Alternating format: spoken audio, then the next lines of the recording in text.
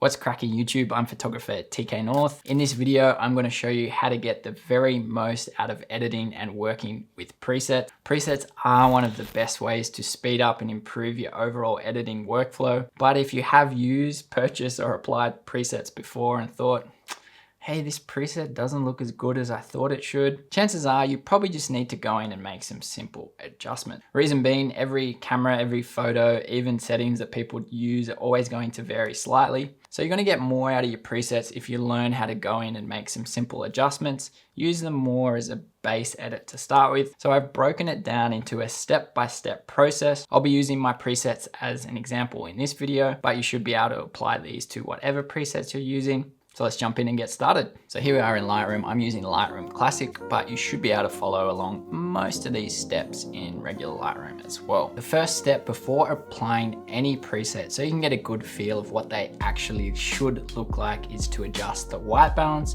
and adjust the exposure. Now, most presets shouldn't include white balance or exposure. That's because the white balance can vary a little bit, for instance, daytime versus nighttime and lots of other things. This image here is a perfect example. I'm not sure if it was shot on auto white balance, but the white balance is way off. And if I was to go and select a preset here, we can see they all look pretty rubbish. So it would be easy to conclude, hey TK, your presets suck. Look at this. None of them work. They all look terrible. But really this image, the white balance just needs to be corrected before we go and apply a preset. So you can do that just by using these sliders under white balance here. You've got temperature and tint. This one just needs to be made a bit more cooler. You can also use these custom presets if you've shot raw. So auto is kind of done an okay job, or you can use this selection tool. If I click on somewhere that's quite white, it will use that selection to automatically correct your white balance as well. I'm also just going to adjust the exposure a little bit because the image is a little bit dark. But if we go over to our presets now, they will be looking much nicer than they were previously, and we can select one that we like. So I'm going to select one that looks like it still needs a little bit of work, just so I can show you. Let's go teal heavy 1. For me, step 2 is always tweaking color. So the first step, if I wanted to reduce the overall kind of saturation of the image, I can do that here with vibrance or saturation.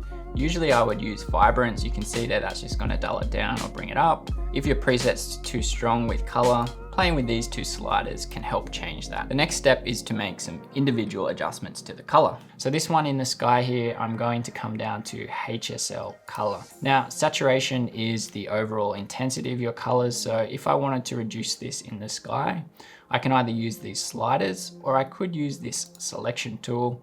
And what I'm going to do is just click on the sky, hold that and drag down just to reduce the intensity of the teal in the sky there. Now I'm also going to jump across to hue. This is where we can kind of tweak our colors a little bit. And I'm just going to bring this a little bit more towards blue. So in the same way, we can use this selection tool, just click on the sky there, drag down to make it more teal, or drag up to shift that kind of a bit more towards blue. The next step for this one would be just to kind of straighten it up and then maybe crop it in a little bit. So I've just used the auto upright tool here, which usually works pretty well. It won't work on all your photos. So the last step for me is always working with selective edits. You can do that with radial filters, brushes, graduated filters. Often I like to add in radial filters. You can do this to kind of draw attention to your subjects. I've got a preset here, which is just subject TK, which just increases the clarity, and I'm going to increase the texture a little bit as well. Increases the whites, decreases the contrast a little bit. You can see if I drag that around, it just draws a bit more attention to whatever area I put that radial filter. You can also save your own radial filters. Once you're happy with those settings, just come down and save current settings as a new preset.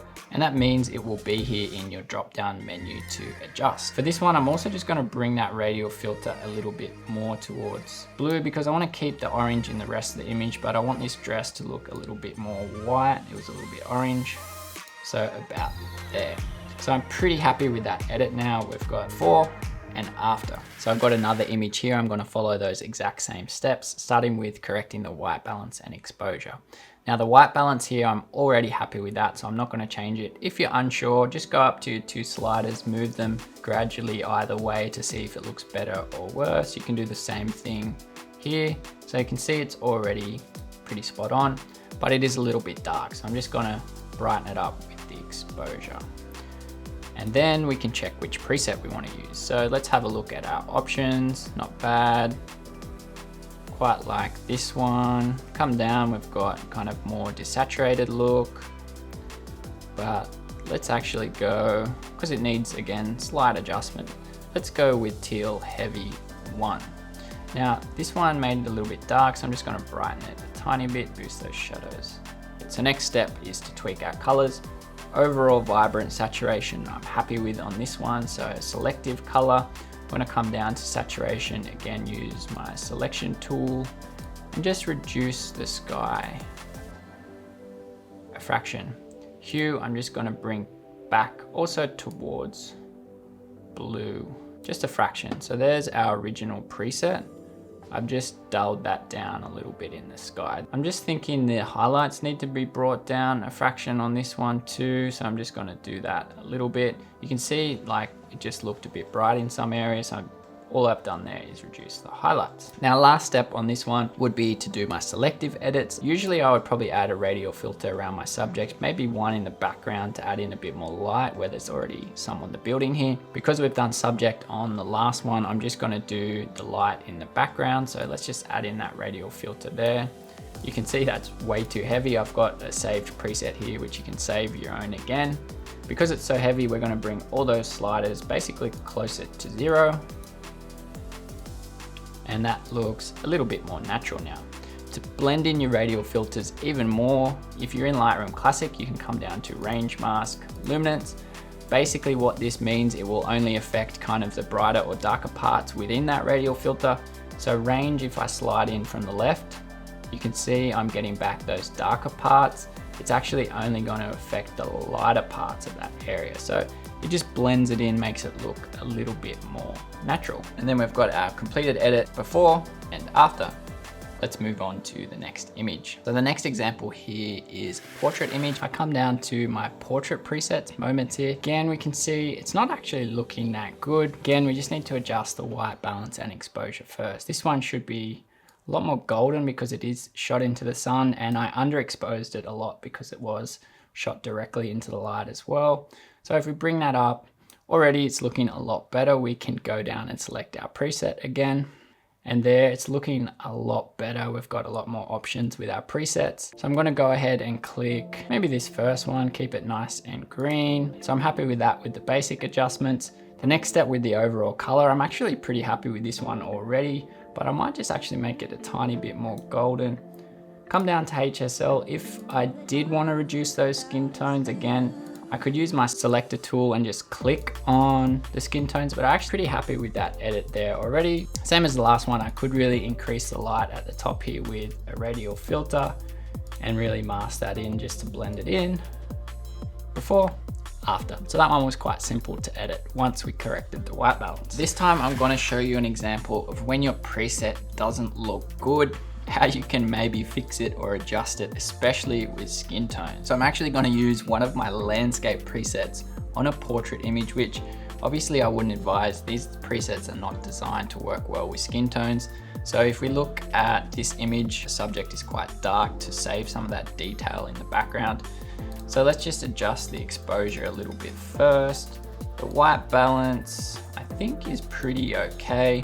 If we look at some of these portrait presets, they're a little bit more subtle. They work reasonably well with this image. But if I come up to, say, one of the presets we used before, let's go teal heavy, you can see it's just not going to work with skin tones, and it's not really meant to. But I'm going to show you how you can fix this. So the first thing that stands out, of course, is the skin tones. They're looking like an Oompa Loompa. We need to go in and fix those up. So I'm going to come down to, again, HSL, and we're going to use that selection tool in saturation again.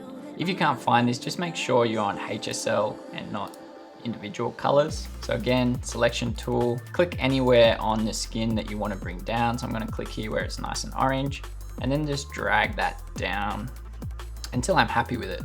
The skin tones are still looking a little bit orange, so I'm going to come across to hue now, and I can just use that same selection tool and bring them back a little bit more towards kind of a yellow color. This is how you can fix skin tones on any of your presets. If we come back up, I'm just gonna brighten it up a little bit. This one, because the background is so bright, I'm actually gonna bring those highlights way down just to get some of that detail back in this image. And just check that white balance again. So I'm pretty happy with that. Last step, again, I may wanna go in and put a radial filter around the subject. I could go one step further again and put some light at the top.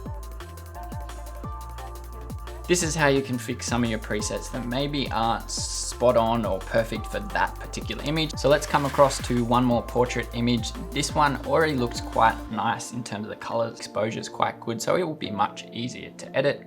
Again, step one, remember white balance and exposure. Exposure is already looking quite good. I might just bring that up a tiny bit.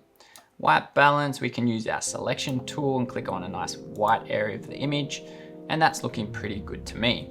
Come down to our moments presets and we can just select one that we think looks good.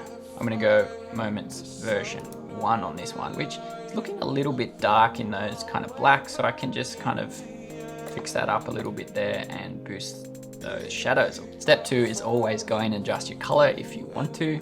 So let's go to HSL. This one, I actually want to decrease the blue in the background. So again, I'm just going to use that selection tool, make sure it's active, click on this blue area and just drag that down. So I really like this image, how it's pretty much just the orange there left in the image. So again, final step, if you want to, is go in and add in some selective edits. So I'm going to go in and add a radial filter. Again, I'm using light, which if you come up here, negative texture, negative clarity, negative dehaze, and adding in some brightness with the exposure. And again, just blend it in a little bit using that luminance one. And then we have before, after. If we look at the preset, we've gone and changed it a bit again, but this is how you can work with presets as a base edit. I hope you found this useful and you can really get the most out of whatever presets you're using. Thanks so much for watching. I'm TKNORTH. I'll catch you in the next one. Bye for now.